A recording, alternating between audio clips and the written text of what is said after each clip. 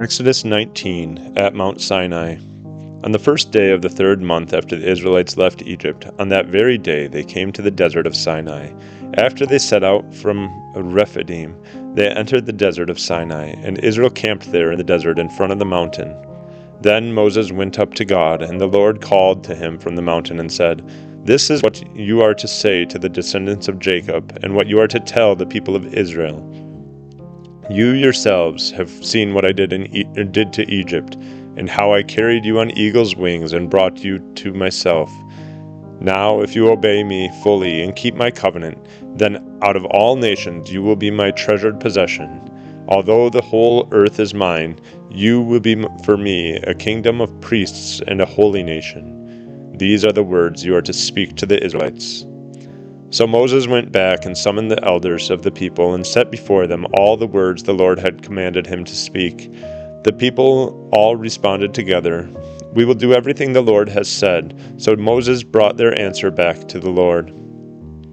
The Lord said to Moses, "I am going to come to you in a dense cloud, so that the people will hear me speaking with you and will always put their trust in you." Then Moses told the Lord what the people had said. And the Lord said to Moses, "Go to the people and consecrate them today and tomorrow. Have them wash their clothes and be ready by the third day, because on that day the Lord will come down on Mount Sinai in the sight of all the people. Put limits for the people around the mountain and tell them, 'Be careful that you do not approach the mountain or touch the foot of it. Whoever touches the mountain is to be put to death. They are to be stoned or shot with arrows. Not a hand is to be laid on them. No person or animal shall be permitted to live. Only when the ram's horn sounds a long blast may they approach the mountain." After Moses had gone down the mountain to the people, he consecrated them, and they washed their clothes.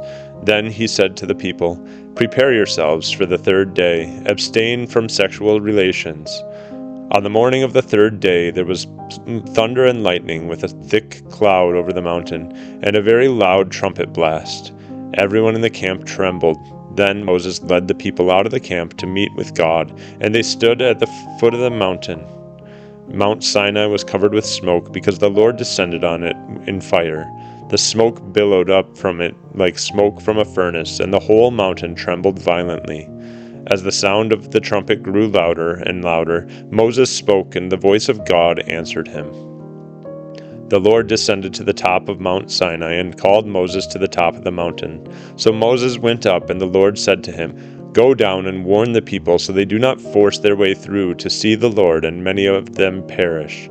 Even the priests who approach the Lord must consecrate themselves, or the Lord will break out against them."